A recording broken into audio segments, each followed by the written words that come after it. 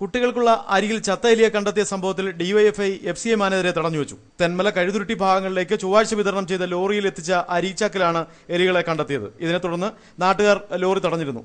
സംഭവം പറഞ്ഞ് ഡിവൈഎഫ്ഐയുടെ ജില്ലാ നേതാക്കളാണ് KV ഗിരിജാവല്ലഭനെ മണിക്കൂറുകളോളം തടഞ്ഞുവച്ചത്.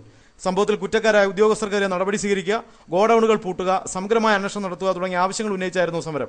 സംഭവം പറഞ്ഞ് വൈകിട്ട് 5-ന് ഓഫീസിലെത്തിയ ജില്ലാ സപ്ലൈ ഓഫീസർ സുരേന്ദ്രനെയും തടഞ്ഞുവച്ചു. കളക്ടർ ഇടപെട്ട് സമരക്കാരും ADM O രാജുവുമായി നടത്തിയ ചർച്ചയിൽ സമരം ഒത്തുതീർപ്പായി.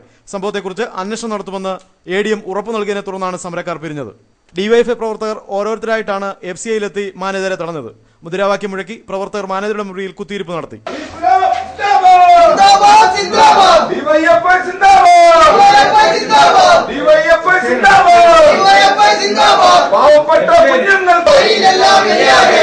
സംസ്ഥാന ട്രഷറർ സുനിൽകുമാർ, ജില്ലാ secretary advocate G Muraleedharan, R Rajesh, VP Prashanth, advocate Sivaprasad എന്നിവരുടെ നേതൃത്വത്തിലാണ് സമരം നടന്നത്.